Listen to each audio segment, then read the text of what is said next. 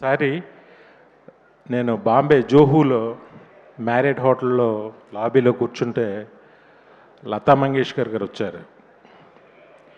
అక్కడ ఉన్న లాబీలో ఉన్న వాళ్ళందరూ కూడా సైలెంట్గా లేచి నుంచుని ఆవిడకి నమస్కారం చేసి ఆవిడ వెళ్ళే వరకు అలా నుంచుని ఉన్నారు.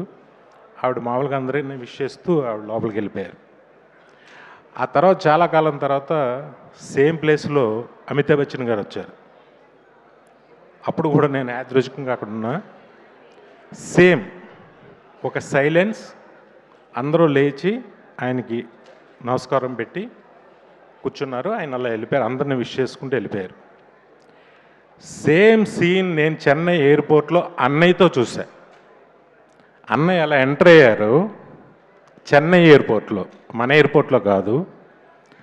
నేను 150 షూటింగ్ నిమిత్తం అక్కడ షూటింగ్ చేసి ముందుగా నేను వెళ్ళి టీంతో నేను కూర్చున్నాను. ఆయన ఫ్లైట్ టైంకి వచ్చారు. మొత్తం ఎయిర్పోర్ట్లో కూర్చున్న లాంజ్లో ఉన్న వాళ్ళందరూ కూడా లేచి అన్నయ్య దగ్గరికి వచ్చి క్రేజీగా సెకండ్లు ఇవ్వడాలు, ఫోటోలు అడగడాలు ఏం చేయలే. జస్ట్ లేచి సార్ అని అలా నుంచున్నారు. నుంచున్న అన్నయ్య అందరిని విష్ చేసుకుంటూ అలా వెళ్ళిపోతే అసలు ఎంత రెస్పెక్ట్ సంపాదించారు. ఒక హీరోగా ఆయనని పక్క రాష్ట్రంలో నాకు ఎంత ఆనందం ఇస్తుందంటే అది మీతో ఎప్పుడు నేను పంచుకోలేదనే. అలాగే ఈ సినిమా క్లాప్స్ కొట్టరా, నచ్చట్లేదా?